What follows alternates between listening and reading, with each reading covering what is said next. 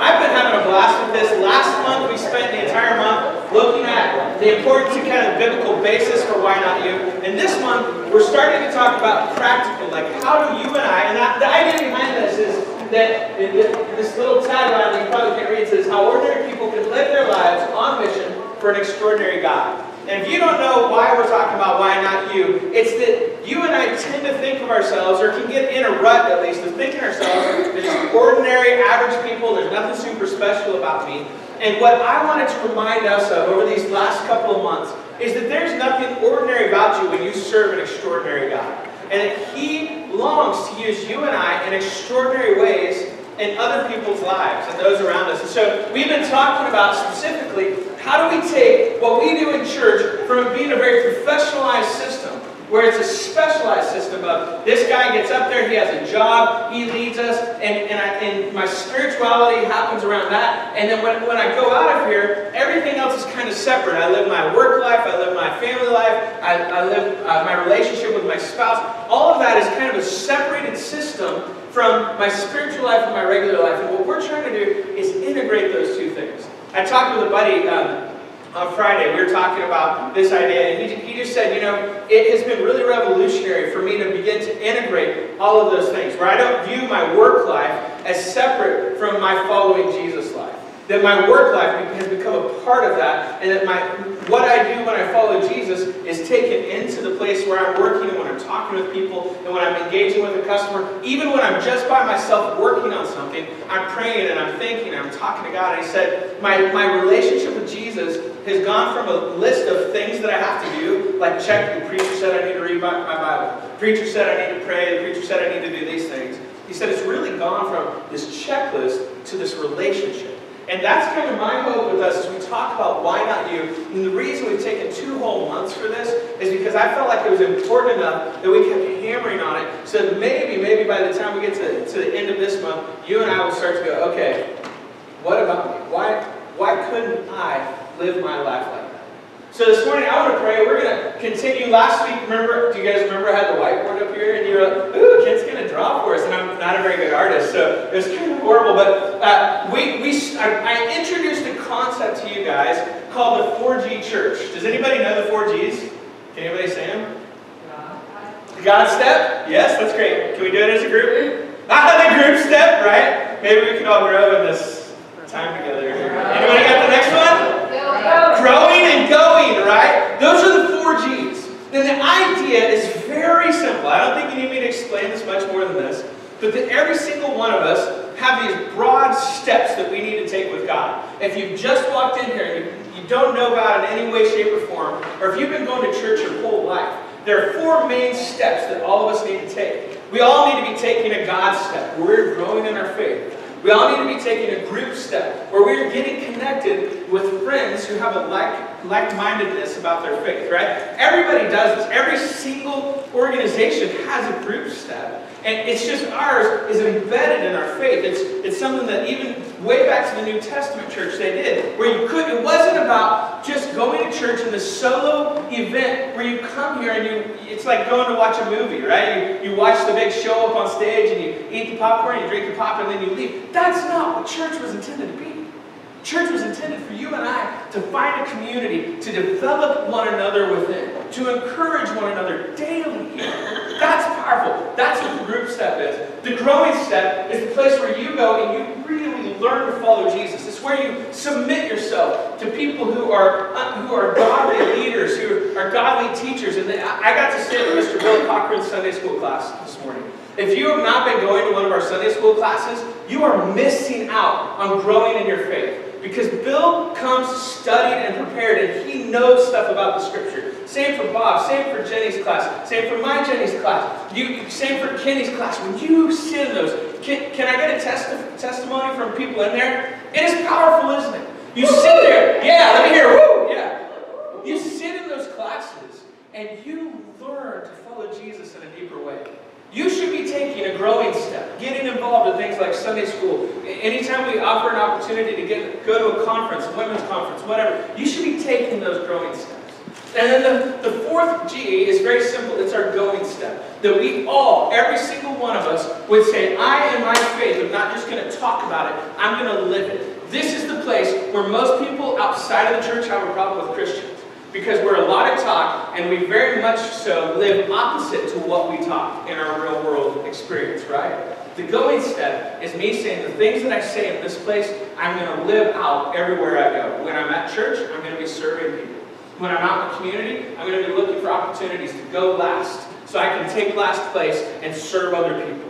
These 4 G's, if you will start to take those steps in your life and implement them in your life, if you've been coming to church and you look at it, you hear me explain those things and you go, well, I've never done that and I haven't done that, then you know what your next steps are, right? This is such an important thing. It helps us to flatten the landscape and for every single person in here to go, okay, you know what? I used to serve a lot and I haven't done that for a long time. It's okay for you to take a break from stuff. Let me say that.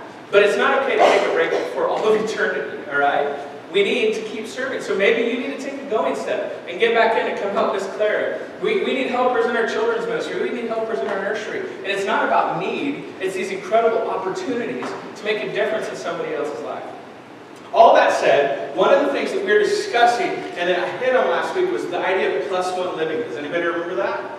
And the idea of +1 living is simply to take other people along with you on the journey. And to look at them and to say, I remember this, I had people do this exercise where they looked around and they looked for just a random person in the congregation and they picked that person out in their head and they thought about, I wonder what their next 4G step is, right? The idea of +1 living is that you would take a person along with you on the journey to following Jesus. And you would look at somebody and you would say, how do I help them take their next step with Jesus? This is so vitally important to the whole thing working right, to the church being what the church is supposed to be. All that in mind, I want to, over the next few weeks, take the idea of +1 living, and I want to kind of break it down a little bit and make it a little bit more practical. Because it's one thing for me to come in here and just say, this is what we should all be doing. It's another thing to actually know how that plays out in my day-to-day life, isn't it? Right? I used to have this lady in my church named Joy. And I love Joy because at the end of every sermon she would come up to me, and if I had not done a good job of clarifying practical steps out of it, she'd go, so Kent. And I would go, oh, no. And she'd go, what do I do with that? Every time I'm like, oh no, here's how you live it out, Joy. So Joy is always ringing in my head. So Kent, I can hear her coming up from miles away. This is what I'm hoping to do, is to answer the so Kent for you guys over the next few weeks. All right. So I want to pray, and then we're going to launch into the sermon. And this morning, I want to be very clear. If you're a guest with us, we don't normally just focus real inwardly, but what we are doing is trying to get all of us set on the same DNA. So you have a real interesting opportunity this morning to sit in and listen what this church is trying to be about. And that is a cool thing, I think. So I just want to be clear up front. If some of this is like, well, okay, I get that, can I apply that in my own life? I want to just be clear up front what we're doing this morning so you know this is a little bit odd week for us. Let me pray for us and we'll jump into this. Father, I love you and I thank you for all the +1s that have been, that all the people who poured into me in my life as a +1. God, I pray that this message, it has the potential to be kind of like sitting through a lecture or something, and I don't want it to be like that. I want to be motivated by this stuff. I want to be passionate about it. I want for us as a church to start to become the church that really continues to make disciples, God, that we would grab a hold of that part of our history that has been so vital to who we are. That we would pour into the next generation, God, that we would remove barriers to making disciples, that we would engage with those around us who aren't close to you. We'd get off our keisters, God, and just really sincerely serve and follow you. Jesus, I still need you in my life. I still hold on to you. So this morning I declare my dependence upon you, and I declare my faith and trust in the cross, and that you overcame death and gave new life in that moment. And I accept it as my hope and my salvation. It's in your name that I pray, Jesus. Have you ever sat at somebody's deathbed before? Has anybody ever been? It's my fun opener for, Have you sat at somebody's deathbed? Have you held their hand as their life fades out of their eyes? It is one of the most gruesome moments, I think, that you as human can ever experience. To sit there and watch that and to see their bodies stop breathing. Yeah? Some of you, that's a very near and dear kind of, it's a, you're ripping, it made me feel like I'm ripping off a wound right now. For me, it's a weird thing for me to open my sermon with, but it is something that I think this moment that is encapsulated in the last few moments of our life, the emotions that are felt, the intense desire to see that person and to be with that person, I think I have to bring that up this morning. Because in a moment, we're going to jump into the book of 2 Timothy, and if you can't identify with that, if you can't identify with the intense longing at the close moment to somebody dying, if you can't identify with that, then you will not be able to understand the book of 2 Timothy.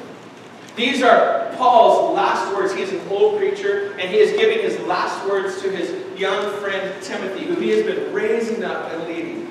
This is, in essence, as close as the two of them can get right now to them being able to sit by his deathbed and for him to give his last words to Timothy. I remember my dad, who died several years back. I remember the very place I was when he gave his last words to me. I was sitting in a McDonald's in Webb City, Missouri, right north of Joplin. The McDonald's is on the highway right there. I was sitting there in this booth looking outside. I was working on a sermon because I was preaching at camp that week. I was the speaker for a camp. And I was working on my sermon, and my dad called me, and we talked for a little bit. And I remember his last words. He said, "Kent, I'm at peace," which was really odd because at the time we didn't know that didn't think he was going to die. So I don't know if he knew that was going to happen or had some inkling, but he said, "Kent, I'm really at peace." And the very last thing my dad said to me, these words that I hold on to over and over again. My dad said, "I love you." Yeah. Those are powerful words, right? These words that we speak in those moments when everything is about to ebb out of us. It is about to be the end. Those are powerful moments in our life, and they'll play over and over again. Now, we are about to dive into 2 Timothy, this book that is written from a prison cell. Not prison like you and I know it. Now, I was driving with my kids. We were coming back from Wichita yesterday, and I kind of in my head thought, this is like prison, right? I mean, and locked in a car with 4 toddler young people, and there, I pledged to myself that I would never be the dad that's swinging his arm behind him, you know. But I was totally, every dad cliche, I'll pull this vehicle over, and I'm swinging my arm back there. He's like, nah, I'm not getting it in, but I'm swinging, I'm just getting red. We've got to pull these kids down and driving you nuts. Some people would describe that as prison, but if you've ever been in prison, you know that's way far away from the real thing, right? The thing that we consider prison is behind bars. Some people put in very solitary type confinement. If with a few people they get let out in the yard a little bit, they eat very poorly, but still they eat. The kind of prison that Paul is in is nothing like we've experienced today. None of us know what Paul is going through. You can actually visit the prison that they think Paul and the Apostle Peter later on were imprisoned in. It is, there's a church above it right now, but if you go down to the lower levels, it's just this room with brick walls, no light in it. There is a hole in the floor, and underneath that hole is a whole other prison cell. And that hole was the only entrance and exit to this particular prison where they would put the worst of the worst, the murderers, the people they didn't think they could trust. They would drop them in a hole, and they would leave them there. They would deal with their own feces and just gross stuff, right? Paul himself is put in the lower level, probably not down in the hole, but he would have had very little light coming into his place of imprisonment. Paul would have, if he wanted to eat, if he wanted to drink, that kind of stuff would have had to have most likely been provided by people who cared about Paul. It wouldn't have been part of the prison system. If you wanted to have anything, it had to be brought to you. So somewhere along the line, Paul has had somebody bring him parchment. Can you picture this? This guy's in this dank, dark prison cell. He is malnourished. He has been preaching the gospel to the people around him. And I picture Paul sitting up against the wall. There's a couple guys maybe getting into a fight because the rest of them are real prisoners. They're not in there for preaching about Jesus. They're real prisoners. There's a couple guys getting in a fight in the corner. And Paul has got like a feather and a little small inkwell. And he has some little parchment. And he is sitting there. And he is penning his last words to his good friend, young Timothy the preacher. Paul will die after this. They will cut his head off, and he will die. These are his last words. This is what we're going to jump into 2 Timothy chapter 2, verse 1 through 2. This is what he says. I need you to hear the intensity in his words. I need you to hear that from Paul. These things are not, this is like, he could have chosen to write about anything, but he chooses this to write about. this is what Paul hones in on. One of the ideas, and he says this, you then, my son. Do you feel the love that Paul had for Timothy? You then, my son. Be strong in the grace that is in Christ Jesus. Paul was somebody who had to know about strength, right? Be strong in the grace that is in Christ Jesus. And the things that you've heard me say, doesn't this line right here, these like four like lines right here, don't they have, you can hear in his mind, I may never see Timothy again, right? The things that you have heard me say in the presence of many witnesses. This is Paul leaving a will for Timothy. Things you've heard me say in the presence of many witnesses. Entrust to reliable people who will also be qualified to teach others. You then, my son, be strong in the grace that is in Christ Jesus. This morning, we're going to keep talking about +1 living, but I want to remind you of something I said last week. This is not an idea that is new to Kent or to the church even in general. This is more words to describe a concept that you see throughout the biblical text and narrative. All right? And we're going to point this morning to this passage and look at some of the biblical foundation for the idea of +1 living. We're going to look specifically at Paul and Timothy. It was cool sitting in Bill's Sunday school class because he actually focused in for a moment on one of the passages that we're going to reference later. It was kind of cool. So if you sat in on Bill's class, you got like version number 1 of this, all right? So here we go. What does the biblical +1 living look like? Here's the first thing. +1 living starts in your own backyard. It starts in your own backyard. Paul's words to Timothy will be strong in the grace that is in Christ Jesus. Right? He is telling Timothy something about how Timothy needs to interact with this world as a pastor. Now, how many of you have ever flown? Anybody flown? How many of you like flying? Does anybody like flying? I kind of hate it, but the first time that I ever flew, I don't know if anybody else had this experience, but I get on the plane and I'm like a nervous wreck. I'm thinking, okay, this thing's going to go down. They just put me in like a giant pop can and then they launched it into the air, right? And that's how I'm thinking. And so I sit there and I start to inventory stuff around me. Do you do this? I get the air sickness bag. You know, I'm like, okay, I got 2 of those checked. You know, and I'm like checking to see if the flotation devices are there, making sure the air thing is working. I remember literally reading through the little pamphlet about what to do in case of emergencies. And I'm like, okay, I'm this little guy. If we get in a wreck, I have to go to that over there. You know, I'm like thinking it all through. And then the lady gets up and starts to talk. And she starts, okay, hey y'all, I'm Barb. And she like takes, here's how a seatbelt works. And I'm like, get to the good stuff. I know how a seatbelt works. I want to know what to do if we're going to die, you know? And so Barb, like, here you go, you just undo it. Okay, and there's the entrance and the exits are here on the wings. She starts going through all this stuff. And I'm like taking notes. Does anybody else do? Because I look around and there's these Jaegers. They're like listening to music and they're reading books. How many of you are those people? Yeah, I hate you guys, all right? I don't really, they're like not paying attention at all. I'm like, okay, this guy, now that I'm getting in front of that guy because he's not even listening, you know? And like, you got to be prepared in case and then they say this thing. You know this thing? They say, in case the air pressure in the cabin drops. And I'm like looking around at everybody like, what did she? And they're all just like, I'm like, what? In case the air pressure, what kind of thing are you putting me on here? I get it. She starts talking about in case the air pressure drops, and I'm thinking, we're all going to die. And then she says that these yellow masks, you know what I'm talking about? They'll drop out of the ceiling, and she tells you how to use them. You pull them, and you put it on your face, and then you put it on a child's face. And I'm like, oh my goodness, we are all going to die. I'm writing it down. And I thought about that idea as I flew. This idea that in case the air pressure drops in the cabin, you know, they fill it with oxygen because you're up so high so that you can breathe and your brain will function.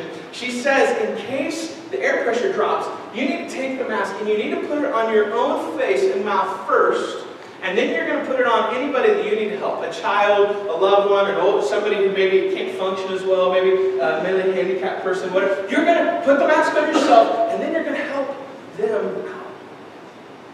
I thought about it. You know why they say that is because if the air pressure drops and your brain isn't getting enough oxygen, you will start to not be able to function well. You'll kind of have cloudy thinking. You won't be able to see things clearly, and you may end up actually killing the both of you because the person who could function, the person who could make sure that everybody else was taken care of, didn't take care of themselves first.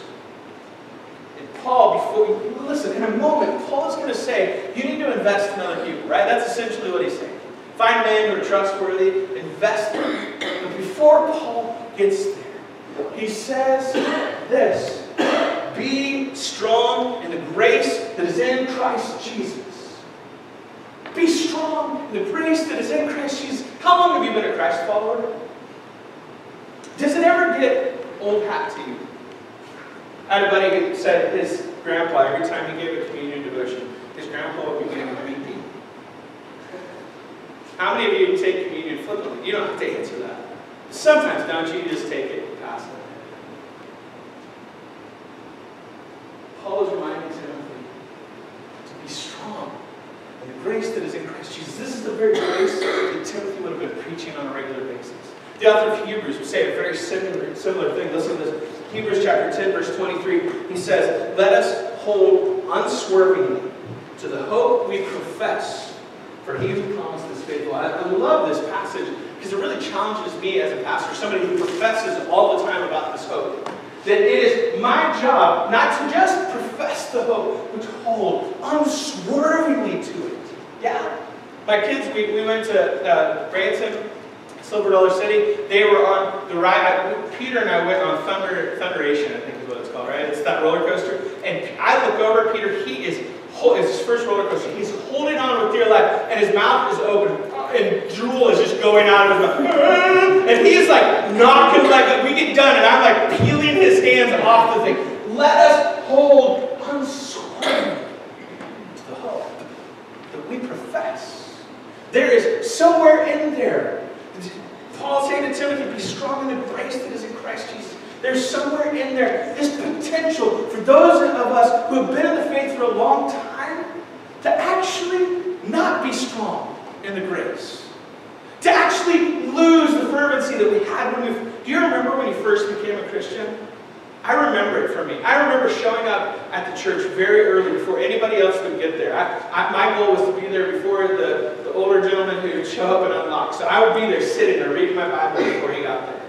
I was on fire for Jesus. Do you still have that same fire inside of you? I'm not saying that it shouldn't have matured, right? It should mature. It should become something much deeper.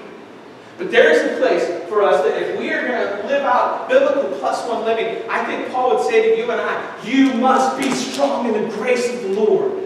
There are 3 ways that I at least see us being strong. These are things that you can write down if you want. So get out a pencil, get out a pen, get out a piece of paper, write these down if you would like. But these are at least 3 ways that I see that we could potentially be strong. There are probably more ways to be strong in the grace of Jesus. The first one is be strong in your knowledge of grace. You need to become a student of Jesus. You need to know him so intimately, know the kind of grace and how he offers it to people and what it even means to have grace. You need to, I teach my kids this all the time. Peter the other day wouldn't clean his room, and he was getting in big trouble for it. And so I went in and I cleaned his room for him. And he came back in and he was like, where's all my stuff at? And I was like, I put it away for you, buddy. And he was like, what? Yeah, all right. And I was like, wait, let me talk to you about this. I said, you didn't deserve for me to do this in any way, shape, or form. And he was like, well, yeah, I guess not. And I was like, you know why I did it? And he said, no. I said, because there are lots of things in my life that I didn't deserve. God gave to me anyway, because he deeply loves me. I said, I didn't do this so your room would be clean. I did it because I want you to understand how God feels about you and how he thinks about you and what he's done for you. I want my son to be a student of grace. I want him to have a knowledge that's deep and is rooted in grace. Do you have that? Have you lost it? How can you find it again? The second one, you need to be strong in your giving of grace. You need to be quick to extend that undeserved kindness. You need to remember that you and I have a grace that is so sufficient for us. I can't tell you how bad of a person I was without Jesus, and I am without Jesus. I'm not up here because I'm so good. I'm up here because I'm so bad and he's so good, right? That's the idea. We need to be strong in giving that same grace to other people. You can live so long in this faith that you have removed yourself from people who are far from God, and you can actually become uber judgmental of them instead of uber, can I walk hand in hand with you, walk you through life. We need to become people who are strong in grace. If you are somebody who's been a Christ follower for a long time, The last one, you need to be strong in living in grace. Some of you have committed sins, and I was talking to a friend about how Satan has two tricks when it comes to sin, I think. One is he removes the consequences before him, right? You're like, man, she's so good looking, my wife would never find out. You know, I know it's not like that quick, but it kind of slowly happens over time.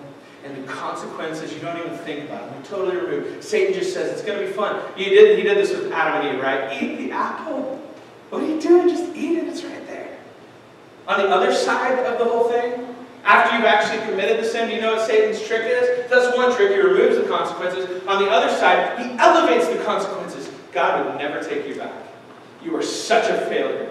You are so horrible. God can't even stand to look at you. Why would you even go to church? You're not like those people. You're not good enough to be there. You see how Satan plays with the consequences. He removes them on one side of the equation, and then after you've sinned, he elevates them on the other side, and neither are true. Neither are true.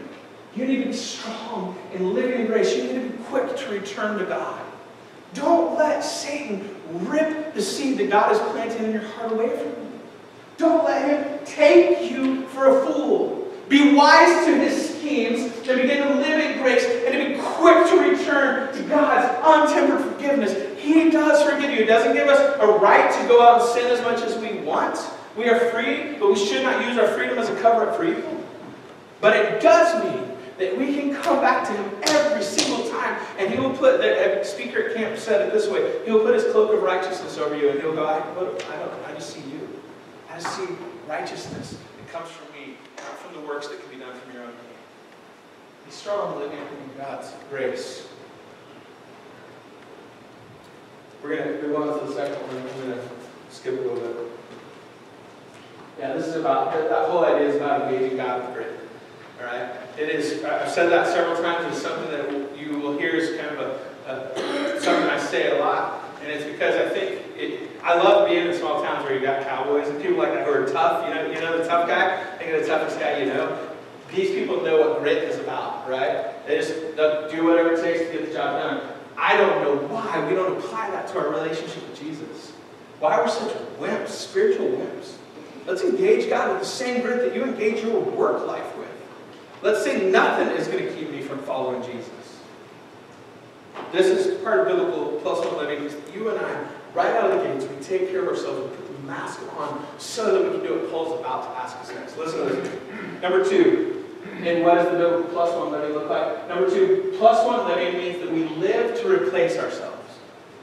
I really think you should write this down, text it to yourself, email it to yourself, do something with it. Plus one, and in a moment, I want to try to bring this, kind of help build a little tension for you, and then hopefully we'll resolve that. But plus one living means we live to replace ourselves. You see, Paul says, basically, entrust to other people who can invest in others. It's kind of the idea that he's saying, right? He says it this way: the things you've heard me say in the presence of many witnesses, entrust to reliable people who will also be qualified to teach others.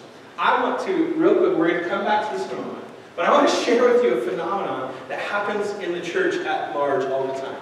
I actually, there was a lady I knew who, maybe you've seen somebody like this or knew somebody like this. She taught Sunday school for years, like little kid Sunday school, and she was super good at it. Do you know that person? Maybe you grew up in a church like that. I mean, she taught you, she taught your parents, she taught your parents' parents. She just taught everybody, and she was so good at it. People would walk in, and by the time you left the classroom, you thought, remember flannel graphs? Do you remember those when you were a little kid? And they had like flannel Jesus, and he would walk, and then flannel Peter would come over, and they'd eat some flannel fish together. And I love the flannel graph. I miss it. But she could turn the flannel graph into like a live story for you. But as a kid, I remember going and just sitting and listening and watching, just being amazed, right? This lady was just, she would send care packages to kids as they went off to college. Have you known that lady in a church somewhere? She was so loving, so good at it, and it was her thing. Everybody knew that she was the Sunday school teacher. And everybody, it was kind of the K through 6th grade, everybody was in a one school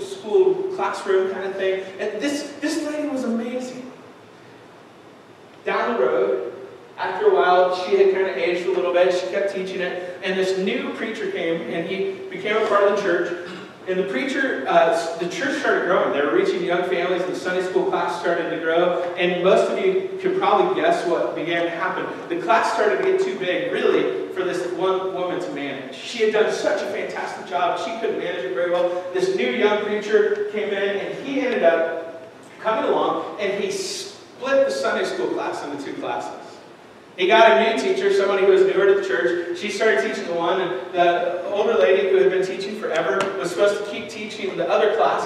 And most of you probably know what began to happen in that church. If I could sit down with you, you would tell me that there was the rumblings of a war beginning.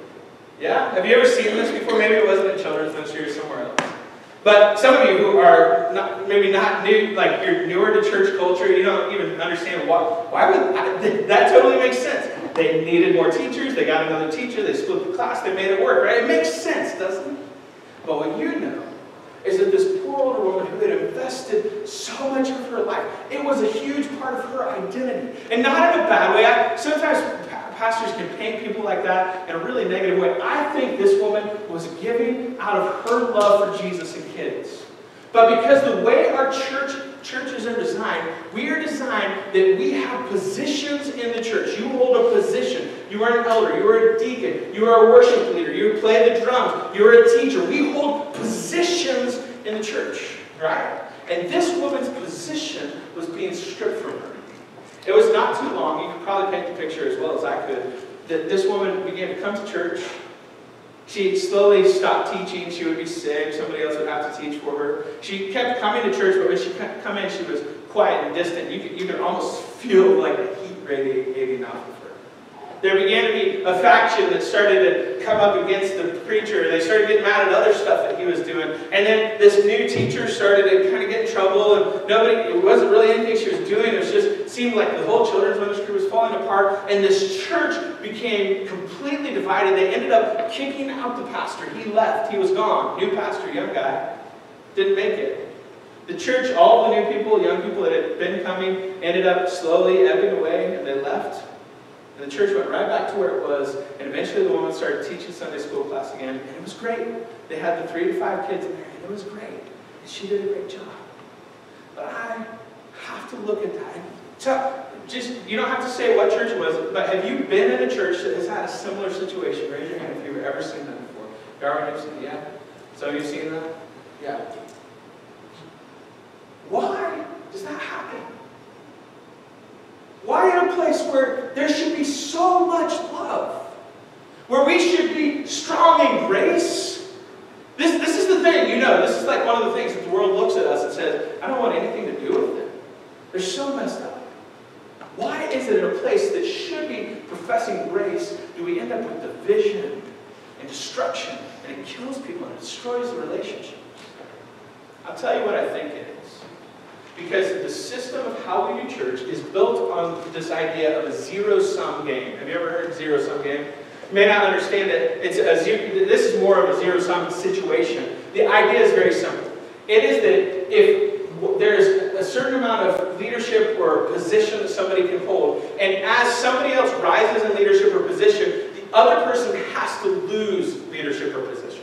Does this make sense? So that lady can no longer be the Sunday school teacher because this other person has risen, and so that position is being stripped from her. There's not room for two, and for them to both have equal value to them. It might be easier for you to think of preachers. Imagine if you had 2 people preaching, right? And we had to split. I would lose some of my position in this church in order for that person to have some position in this church, right? Does that make sense? It is a zero-sum game. There can only be a winner and a loser. There cannot be 2 winners. I know this is a little bit boring, but this is the problem in churches. We have created a system that is all defined by our position instead of the people we are doing it with. And I want you to, again, with thinking about how our church in general, this isn't specific, this is churches in the world, but in general, how the church functions. I want you to, again, hear Paul's words, and I want you to hear how contradictory they are to the way that we think of church. Listen to what he says. And the things you've heard me say, the things that Timothy's heard Paul say in the presence of many witnesses, lots of people have been there, and trust them to reliable people. Give them away. I have taught you, I want you to give those things away to people people who will also be qualified to what? To teach others. Paul is saying that you and I, instead of protecting our position, should give our position away to others. I want you to think about, as a worship leader, how does that hit you? As a treasurer, how does that hit you? As somebody who handles all the kitchen teams, how does that hit you? As somebody who handles maintenance in our church, how does that hit you? As somebody who's teaching little kids in our church, how does that hit you? As somebody who's directing youth group and helping lead our teens, how does that hit you? This is totally opposite of how most churches handle it. We walk through this life trying to protect our position, and Paul says you need to find somebody to give that position away to. This, I think, is one of the reasons why churches eventually die. Is because we completely ignore what Paul is asking us to do. What I think the Holy Spirit, through Paul, is asking us to do, is to entrust younger people what we do and to bring them up. And there's a very different thing. This is a very different scenario than the zero-sum situation. When our focus is on our position instead of people, we will always default to self-protection. This is what we do. We protect ourselves. When our focus is not on people and it's on our position, but what Paul is encouraging us to do, is to put our focus back on people. When our focus, he says to entrust to reliable people. And this is what Plus One Living does at its best, is it directly puts our focus on people, not position at all.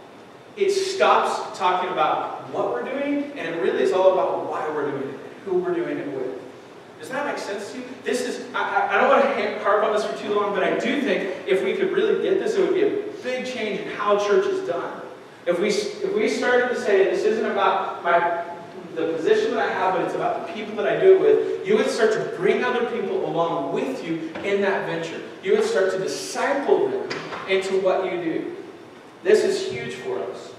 Number 3, this is kind of the third one. Plus One Living happens in the context of relationship. Paul, if you jump back to the beginning of this, you are my son, right? He's talking to Timothy as his son. It is this intimate description of his relationship with Timothy. If you jump back to Acts 16, we're not going to jump back there today, but you can look that up, maybe write it down. Paul comes along, and it's right here, you can read that kind of in the background. But he comes along, so this guy finds this disciple named Timothy. And verse 3, Paul says, Paul wanted to take him along on the journey. This is Plus One Living at its best. Everything that Paul is encouraging Timothy to do is something Paul has done in Timothy's life. Do you get this? Paul poured into Timothy, and now he's asking Timothy to take it on and pour it into somebody else. And he says, even when you pour into them, you need to find men who have the ability to teach others, to have even another generation that's pouring into the next generation. Think about it for just a moment. Who is it who poured into you? My guess is, it may have been a preacher, but if it wasn't in the context of coming and listening to them preach. It was when they invested in you and you hung out with them and you went out to eat and you talked and they poured into you. Maybe it was a Sunday school teacher. Maybe it was an older lady who used to bring you over to her house and eat with you, right? Alice, you told me a story of somebody who did that with you. So powerful, right? That somebody would invest in you. It all rides on relationship. You see, folks, this is why we can't let programs become the overarching thing that we do in the church. Because relationships are the things that drive us closer to Jesus. They're the things where these relationships, Paul wanted to take him along on the journey. Everything changed for Timothy from that point on. This is the moment that everything in Timothy's life he became a pastor at that moment. Everything was decided in those few words.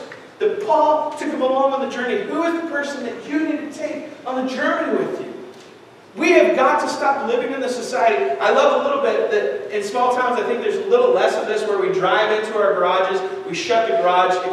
In big city, everybody has the privacy fence and nobody can see your backyard. And you can literally go through your day without ever talking to somebody that you knew, right? I mean, you just go through your entire day. I love that here I walk into the grocery store and somebody knows me and I'm able to talk with them and enjoy them, right? Because life is about relationships. And our faith travels on the road of those relationships. Folks, I had a guy in my life, I'm going to close, we're going to sing a song in a moment. I had a guy in my life who I was his plus one. His name, I told you last week about my Sunday school teacher. This guy, his name is Dan Mitchell. And Dan was my youth pastor, and he is still a pastor in my life. Dan actually, you maybe have heard of Sheeper Mitchell Homes in Joplin. Dan is the Mitchell of Sheeper Mitchell Homes. And he doesn't do ministry formally anymore. He builds houses. But Dan changed my life. And it's interesting, even in the context of him building houses, they go in and they pray over every house that they build before they hand it over to people. They, as a staff, they get together and they pray every morning and they do Bible study together. And he is leading people in his business to know Jesus. It's such a cool thing to watch. Because for Dan, again, remember we talked at the beginning about how this is all integrated? It doesn't have to be two separate entities, your faith and your real life. They can be one thing. And Dan taught me that. See, I from a young age as a Christ follower began to have +1 living in my own life. I would go into Dan's office every single day after school, and I literally would sit there and work on homework while Dan did what he was doing. And then occasionally I'd be like, hey Dan, I was reading in Romans about this. What does that mean? And he'd be like, we'd right then and there have this Bible study where Dan would share with me. He walked through my days with me, my life with me. In my relation, I would not be here as a pastor if it was not for Dan Mitchell. I remember the day that I told Dan, I want to be a pastor. And he said, at the time I said, I want to be a youth pastor. And he said, are you doing that just because you think it'd be cool? And I was like, no. And he's like, because it's not cool. People can be very mean to you. They can be very hurtful. It can be one of the hardest jobs in the whole world. So you better do it because you know Jesus is calling you to do it. See, that was Dan's +1. And it wasn't easy. He walked through. He told me hard things sometimes. Sometimes when my dad died, one of the first calls I got was from Dan Mitchell. Kent, how are you doing? I'm praying for you. Folks, some of you are beyond the point where you really need a lot of that in your life. I'm telling you, there are a lot of us in here who need you to give that to us. I need that from you. The younger family, we may not accept it, we may not even want to know that or say that we need it, but we need it. We're trying to walk through how to parent. And we've never done this before, and the books that are out there are pretty miserable. If you've made it through parenting, we need you to walk alongside of us. We need to know some of us go through some pretty hard times in our life. And we need somebody who has gone through a difficult time and has made it through loving Jesus, who can put their arm around us and say, just walk with me. Let's walk together. Let's journey through this life. +1 living is not about you doing something extra. I talked about this last week. It is about the things that you're already doing and inviting people along in the journey. Paul wanted to take Paul on the journey. Paul wanted to. Preacher didn't make him. Do you know, I think, where that started for Paul? Was there was a time when people wouldn't accept Paul, and a guy named Barnabas came alongside of Paul and said, come with me. What I love about the story is that there's a point in the scripture where it stops being Barnabas and Paul and it starts to be Paul and Barnabas, and it flips. Paul ends up becoming, I think, probably greater in the church than Barnabas was. But Barnabas walked through it with him, and he invested in Paul, and then Paul invested in Timothy, and then Timothy invested in other leaders, and to the point where you and I are here today because of what their investment was. Let's not be a church that dies because we hold on to our position so much that we cannot invest in people. My prayer for us is that you will become a treasurer who is investing in people so that they can learn to follow Jesus. You don't do the treasury. You become a worship leader who's really investing in people through the ministry of worship, right? That you're a children's check-in person who finds somebody to come alongside of you, and that you are not a children's check-in person. You are a person who is pouring into somebody, and you are investing in other people while you're doing that. Do you see the difference in this? It can be so powerful. This morning, what I'm going to ask of you is a very simple commitment. I'm not going to ask you yet to commit to being to +1 living, because I don't know that we've really uncovered it enough for that. I don't know if there may be still some, I don't know, Ken, if I agree with this or not. You may need to process it a little more. But I'm going to ask you this. When you take a God step and begin to pray, to really seriously pray and say, God, is there somebody in my life who I could do +1 living with?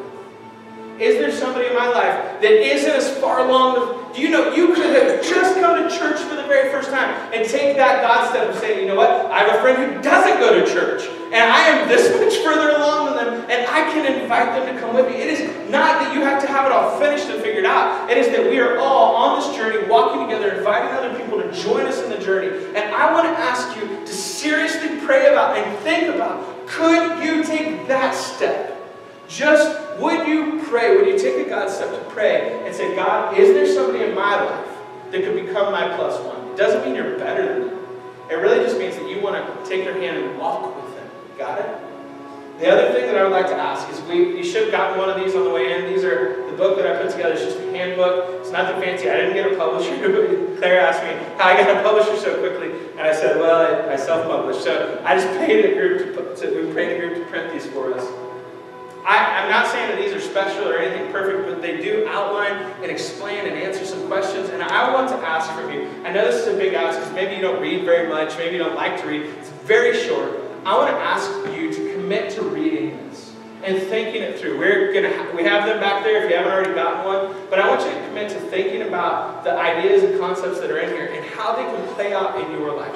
I think, because these are not just Kent's ideas, these are biblical concepts that I've put into language.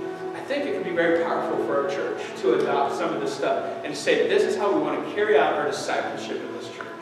When you guys, prayerfully, while we're singing this, I just want you to consider, will I take the God step of praying about having a plus one, and will I commit to reading this book?